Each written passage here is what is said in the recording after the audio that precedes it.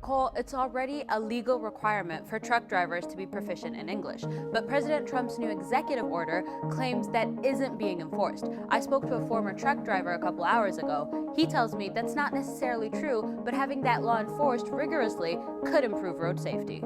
Speak English or get out. That's pretty much what the new law says about truck drivers. You need to go ahead and speak English in order for you to drive a truck. But what do you think is going to happen now with these facilities, the shippers and receivers? Let's say there are going to be some drivers that are just going to go ahead and disregard that law 100%. But what if the shippers and receivers then start saying, hey, we're not going to break the law. It's the law. You need to speak English. Otherwise, you're not going to get loaded. So as you guys already know, President Trump signed an executive order that mandated truck drivers demonstrate proficiency in the English language. Now, this executive order follows another executive order that he signed a couple months ago that made English the official language of the United States. And this executive order about truck driver English proficiency pretty much reverses a 2016 memorandum that was implemented by the Obama administration.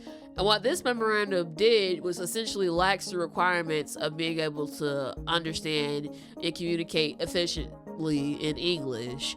Now, just so you guys are already aware, it's law in the FMCSA that truck drivers must demonstrate proficiency in English, but because of this memorandum, it has not been enforced the way it should have been. But this executive order probably is going to take care of it. But I just have some questions. But before we get into this, many people wonder why truck drivers are able to get CDLs without actually knowing English. Well, there's just a lot of fraud in this industry. I mean, you have the trucking school Roadmasters, which is owned by Werner, that was under investigation because they were giving out fraudulent CDLs.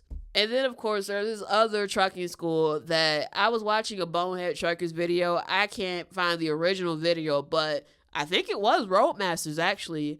They were offering courses, trucking school courses, in different languages. We started this program to address the cultural gaps in the trucking industry.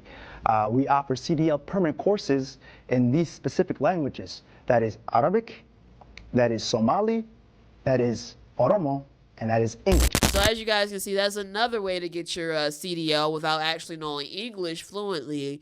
And then, of course, I just think that this has been going on forever because prior to 2016, there have been truck drivers in this industry that have gotten away with not speaking English very well. And I saw a video by this driver. I guess he worked with the roadways in New York City. He was on a parkway, and a truck driver who wasn't supposed to be on a parkway, because if you guys are familiar with New York City, truck drivers and other commercial vehicles are only allowed on the expressways, and there are signs everywhere that tell you that caution against being on a parkway. And if you get caught, provided that you don't already hit a bridge, you'll get a really, really big ticket. However, this truck driver claimed that he did not see the signs, and I guess it does happen, of course, but here's the thing, that truck driver did not know English. Take a look. On the right side of the cab, that's the driver there, and I approached him. The driver spoke very little English, but I was able to impress upon him that he should not be there, and he's telling me he didn't see the signs. Now, the city has plenty of signs. It was definitely his fault for not seeing it, but this does happen now and then. So you guys, you saw that, you heard that. Now, one thing I forgot to mention, New York is very terrible of labeling their clearances. They do it from like the axle up instead of from the ground up, so it's always a foot off. But regardless, commercial vehicles are not allowed on the parkways. Now, luckily, that truck driver was able to fit under the 11.7 bridge, as long as he just squeezed through the middle. But my question is, would this have been different if he was able to read and communicate and demonstrate English proficiency? Would this have been different? Now, like I said, there are truck drivers that, can read, write, speak English, and for whatever reason, they do miss the signs and they do hit bridges on these parkways. She's definitely about to hit that bridge. Woo! I told y'all that. Alright, y'all, so over here, I was in New York. It said no trucks. It was a sign that said no trucks, but it was divided between where I was at right here and another street. So I'm figuring it's the other short little street. So then when I get up close here, when I get close up on this little low bridge, it looks too short. And in New York, they have signs that say the height is 11.4 or whatever, and your truck is 13.6. Now, my question for truck drivers that were born in the States, that can speak English, that also miss road signs and, hit clearances, can they read and write in English? Because this is what this English proficiency executive order is about. You have to demonstrate that you can read, write, and speak in English, and they're giving these tests at these weigh stations to, make sure that you are fluent and proficient in the English language. And the reason why I asked this is because a truck driver asked Alex from the Mother Trucker News channel, would this executive order affect him because he can't read and write in English despite being a truck driver and being born in the States. I'm an old school trucker and I don't read and write good. Does this affect me too? I was born in the USA. So truth be told is this has nothing to do with, your ethnicity. It doesn't matter what you look like. I'm sorry. If you cannot read and write and speak proficiently, this can be a problem and you can get put out of service. So just letting you guys know, a lot of people are saying, look, there was already a rule on this and nothing's going to change. No one's going to enforce this. But to tell you, the FMCSA uses a third party, which is a CVSA, to do their blitz. And the CVSA just made an announcement. They said Commercial Vehicle Safety Alliance, CVSA, announced major action on English language proficiency, ELP, for truck drivers in compliance with direction from the White House. So yeah, he may be put out of service because of this. And that just really makes me sad. How do you even make it through school? How do you graduate high school without knowing how to read and write? Did you even graduate high school? And can you imagine how devastating that is if you lose your CDL because despite, being born here speaking the language, you can't read and write. And you can't even get a regular job either, or even a job that pays, a salary that's comparable to a truck driver because you can't read and write. I just think that people in this situation are in a very tough spot once they start cracking down on people who don't meet the English proficiency requirement.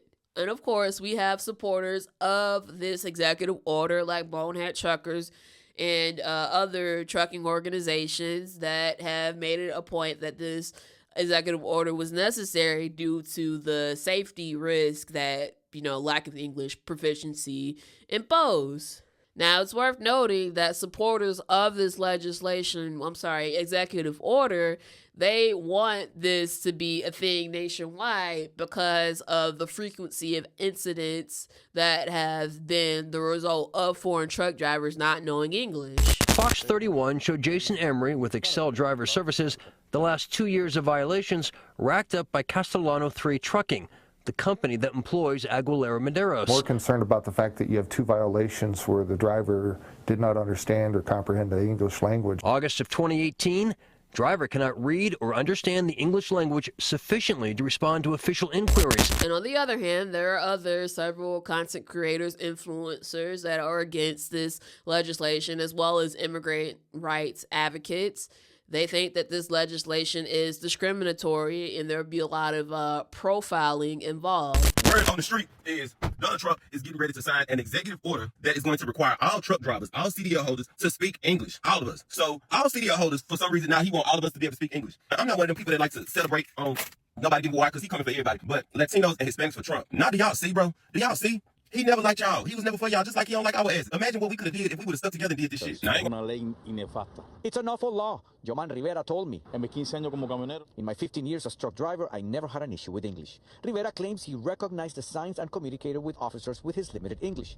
First off, but according to Transportation Secretary Sean Duffy, there are documented cases where drivers' inability to read signs and speak the language may have contributed to a series of fatal accidents. Me personally, I get that people want to come here for a better life. They want to have a shot at the American dream, and trucking, although the trucking wages have decreased over time and not have, increased, to the immigrant truck drivers that come here from around the world from countries that are less developed than the United States, they see these wages and think that, oh wow, we hit the jackpot.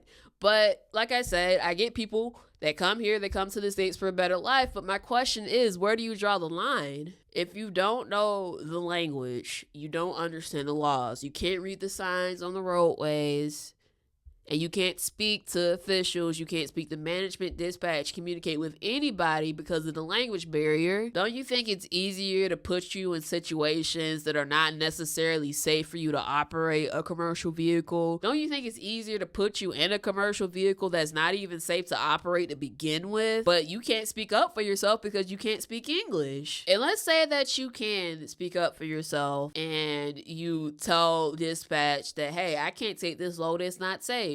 Well, they can retaliate against you and fire you and blackball you, so you won't even be able to get a job in this industry anymore. Because unfortunately, we have very greedy and vindictive trucking companies in this industry, especially those fly-by-night carriers, those illegal carriers that, you know, operate illegally out of apartments, offices, which is illegal, by the way. And I actually got exposed by a journalist. Take a look at that. And this building right here, 20 trucking companies call it home. That's crazy.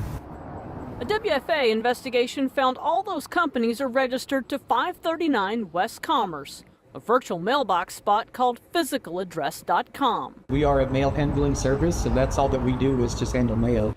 For as little as $8 a month, anybody can set up shop here. No truck required. It's also illegal. So yeah, guys, what said you? I want to hear from you. What are your thoughts of this recent executive order implemented by President Trump? Do you support it? Is it discriminatory? Will it make the road safer? Whatever your thoughts are, let me know in the comments down below. You guys are the best audience on the internet. And if you enjoy content like this, please comment, rate, share, and subscribe. I'm Tasia Woods, and I'll see you next time.